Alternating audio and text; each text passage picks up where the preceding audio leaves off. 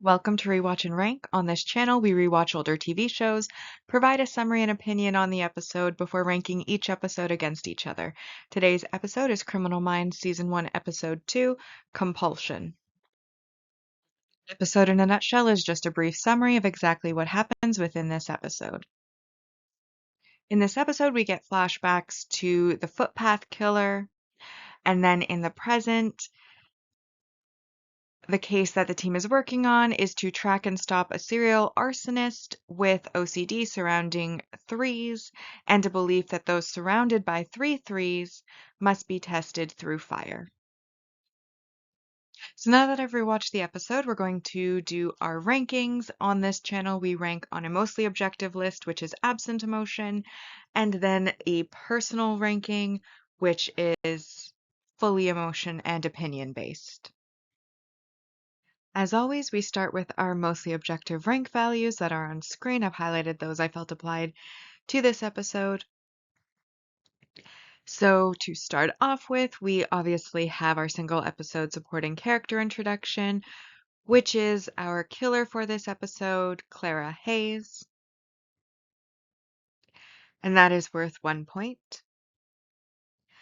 Then we have our multi-season main character introduction, with the introduction of Jennifer Giroux, or JJ as she's typically called, who is the liaison for the team, specifically dealing mostly with like the media and finding their cases, etc., etc. She's just briefly seen at the beginning of the episode, though she does play a larger role going forward in the series, and as mentioned, is a main character for multiple seasons. We then get the resolved subplot, which is worth 2 points, bringing us up to 7 total. And this, of course, has to do with the footpath killer. At the end of the last episode, we had a brief flashback to Gideon stumbling upon the footpath killer when he went to a gas station to get gas in the middle of nowhere.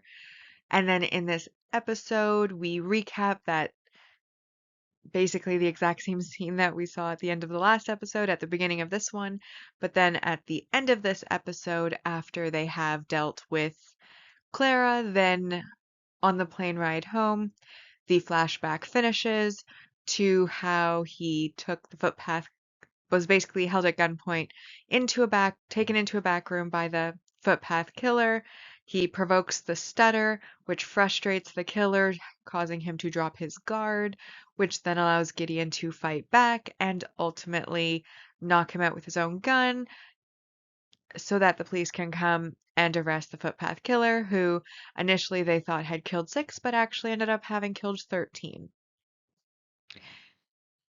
So that whole little subplot is resolved, and then we also have some multi-season main character growth. I was torn on whether to call it development or growth, but development I typically consider more like backstories and such. With this, it's more like it could have been either, to be honest, it could have been either. And it's kind of a combination of little things, not any one thing that I felt made this one apply. So basically, with Reed's character, his kind of his little thing that follows through this episode is chess. He can't beat Gideon in chess. And at the start, he's completely out of his depth. And then Gideon and some of the other characters, Aaron as well, start to encourage him to try to think outside of the box. And it is through trying to think outside the box that he is able to put together the compulsion of threes so that they can catch Clara.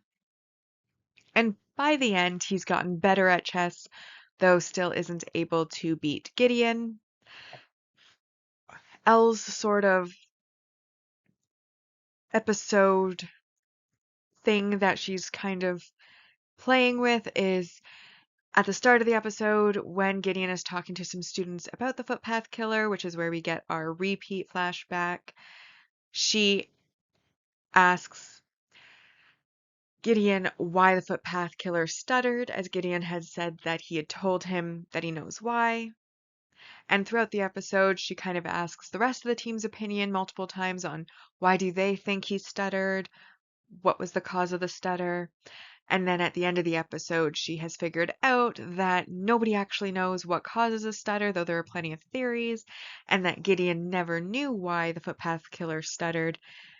However, he was trying to stall and buy time, and he himself says that he doesn't know what causes a stutter, but he does know how to provoke it or make it worse, essentially, which is, again, is how he ends up getting out of that killer. So she kind of figures out her little problem for the episode. And then I felt like we saw it kind of hinted at a little bit in the first episode between Morgan and Garcia. It's an ongoing thing for multiple seasons, how when they're on the phone, they kind of play flirt. They're never actually serious about it, but they kind of just speak in a very flirty tone to each other. And in the last episode, because the phone call was so brief, we didn't really see that. This is the first episode where we kind of get that interaction developing between the two, which is worth an honorable mention or a note.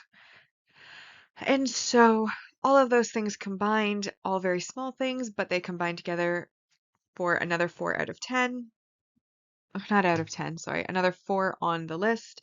So we have 1 plus 2 plus 4 plus 4, which brings us all the way up to 11. However, there is a negative on the episode. As I mentioned with this series, because it is kind of a villain of the week series, one of the things that will be on every single episode is whether it was memorable, semi-memorable, or completely unmemorable. Memorable is that you think of it even when you haven't seen the series for a while, it like really had impact and staying power. Semi-memorable is basically once the episode starts playing, then you kind of remember how it ends because you're like, oh yeah, now that I've started the episode, I get it. Semi-memorable. Unmemorable, of course, is that even when it was playing, you were kind of like, is this the first time I'm seeing this? It didn't have any staying power whatsoever.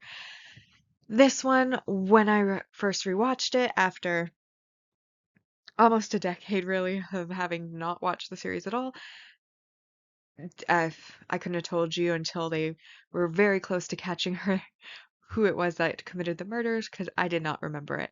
So I will place it in the unmemorable category, which is a -4. And that then brings us to a 7 out of 10 on the mostly objective ranking for this episode. So, as a reminder of our season 1 rankings so far, not much to remember, we're only 2 episodes in, but in first place we have the first episode Extreme Aggressor, and then this one Compulsion has made it into second place so far.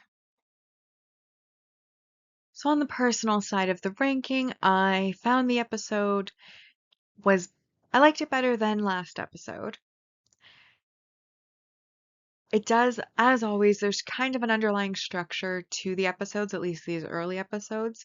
We kind of go from a little introduction of the characters going about their lives. They get called in.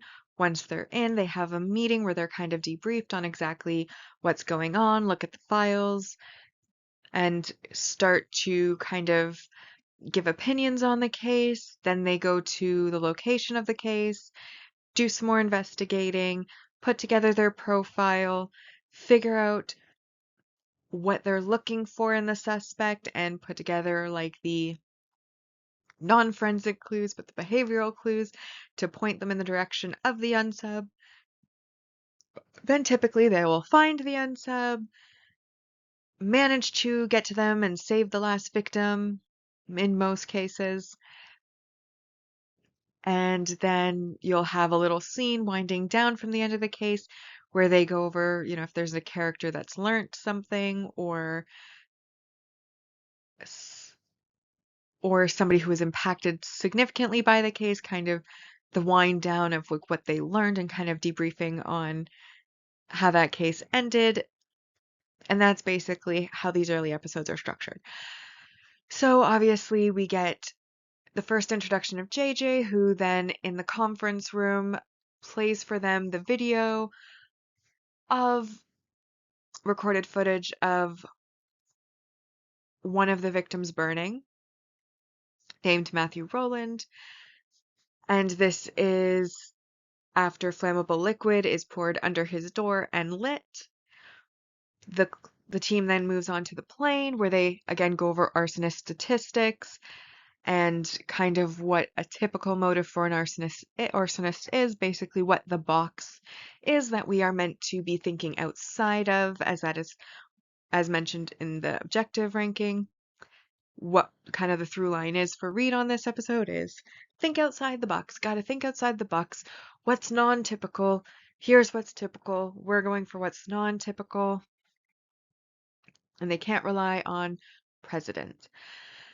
We then, of course, have the team then arriving on campus, and this is one of the I laughed out loud, and I don't do that often, so it was kind of funny. Basically, they get out of the cars, and Gideon says they're going in, no badges, try not to look too official. And then he glances at the team, which are all like Men in Black style in their suits and their shades, and he just kind of pauses for a second and goes, try to look less official. And because he doesn't want to feed the arsonist need for attention. And I just found that to be like it was a funny moment of, them getting out.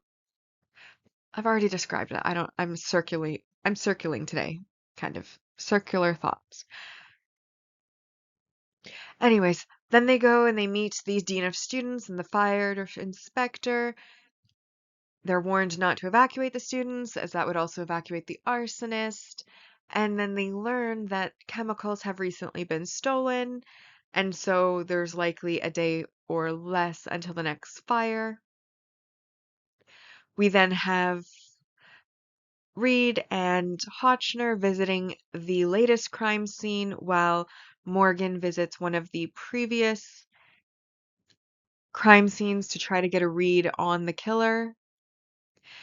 Then we have, Elle and Reed in a room and they're kind of going back and forth, speculating. And Elle kind of starts to describe the killer, which this is another one of this episode had a couple of really funny moments. And this is one of them where she's starting to describe what the killer would be like. And then you just see Reed stop what he's doing and like stare at her. And she's basically described Reed to a T. And she kind of covers for herself and says, and of course they're complete psychopaths. And then they go about their day. But that was another moment that made me laugh. I thought that was an excellent way to add comedy into what would otherwise be a non-comedic show.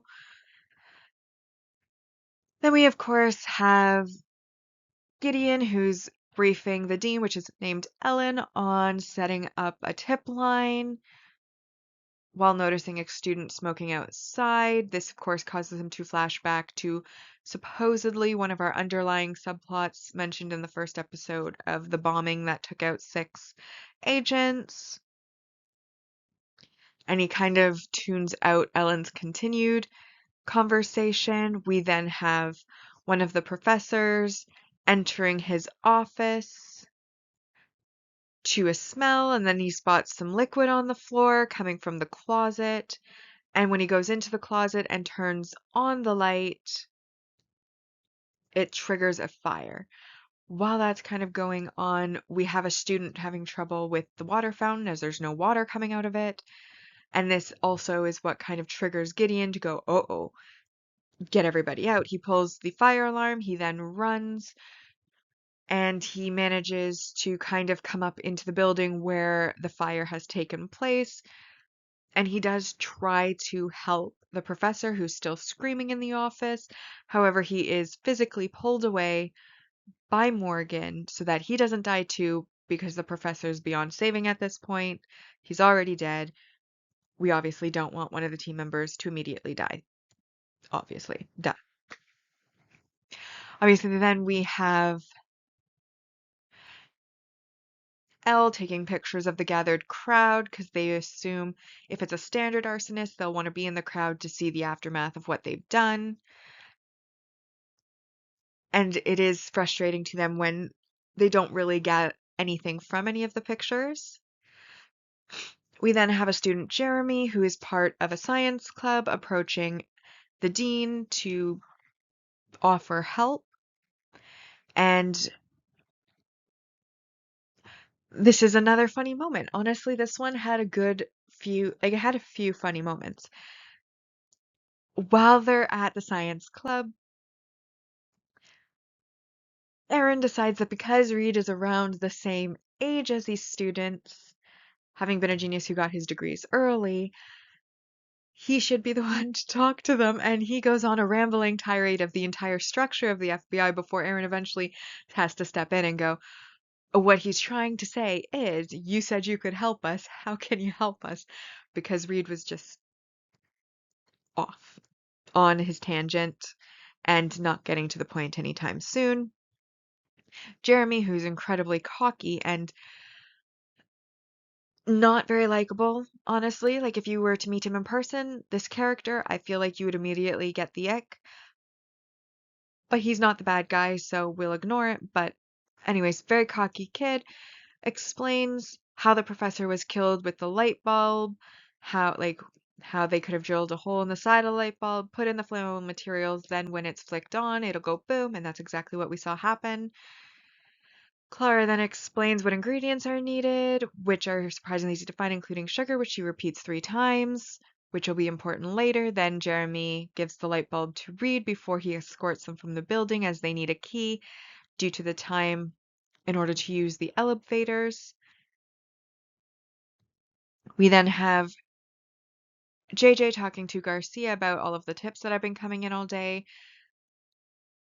And then they find one that came in about 5 minutes before the fire with a voice changer saying that they do this for what at the time they think is Karen, though they later find out it's more like Karen. And so they start to basically talk to everybody on the campus named Karen, which turns out to be quite a few people. And then, of course, we have,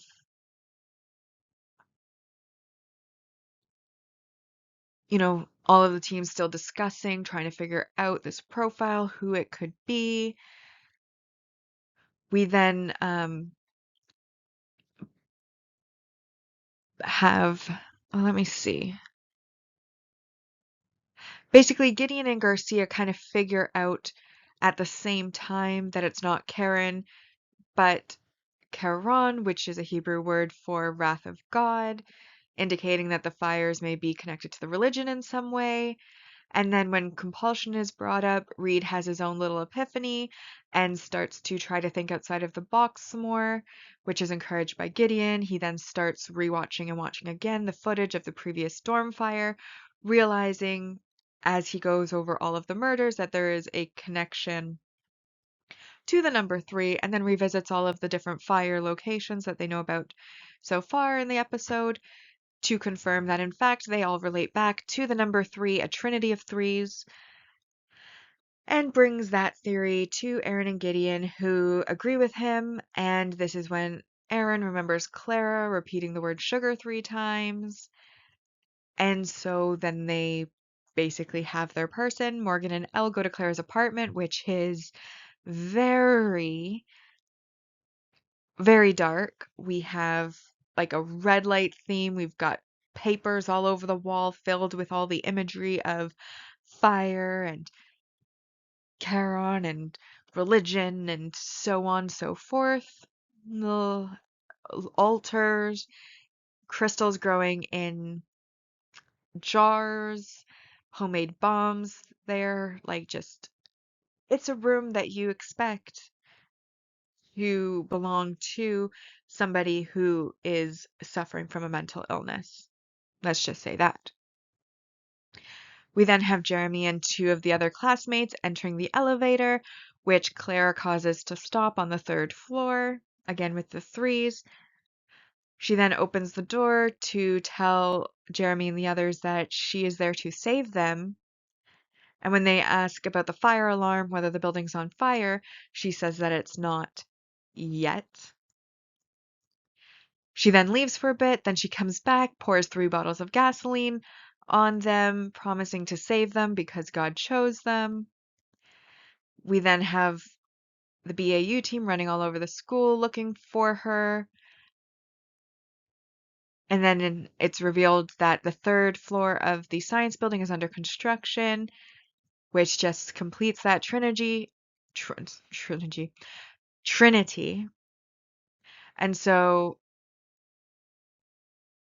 Aaron arrives first.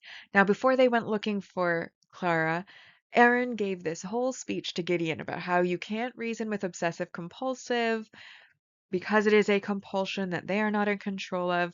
They can't be reasoned with. It doesn't mean that they're a bad person. It just means that they are suffering from this illness and you're not going to be able to stop them with words. And then what does he proceed to do? He finds her and he then attempts to reason with her just like he told Gideon not to, until eventually he does have to shoot her leg so that she drops the flare that she's going to light the students on fire with. Gideon then arrives, snuffs it out, and comments, of course, on the fact that didn't Aaron say not to reason with them? It's basically calling him out. And then, of course, on the plane home, we have Elle talking about the footpath killer and that whole thing, and then a second kind of flashback, which resolves that subplot, which I spoke about under the objective. And then Reed plays some chess on the plane with Gideon, getting him to check, but then gets checkmated. Though he is told by Gideon that he is coming along nicely and he's getting there. He just obviously is still lacking. Overall, like I said, there were funny moments, made me laugh out loud. It's an interesting crime. It didn't have staying power as it wasn't one that I remembered, so it was unmemorable. And because of that, overall positive, but still not having sticking power. I am going to give it a 7 out of 10 ranking on the personal side, which does bring it above the last episode. So we now have us as compulsion in first place, extreme aggressor in second for the personal ranking so far. And that brings us to our final segment, which is our series ranking so far. This is where we're going to be ranking each season against each other based on the scores of each episode. So in this episode, we had 7 on the mostly objective ranking, which brought us to 17, and then we also had 7 on the personal ranking, which brought us to 13 so far. With that, we've now rewatched and ranked Criminal Minds Season 1, Episode 2, Compulsion. Like and subscribe if you'd like to, and I'll see you in the next episode.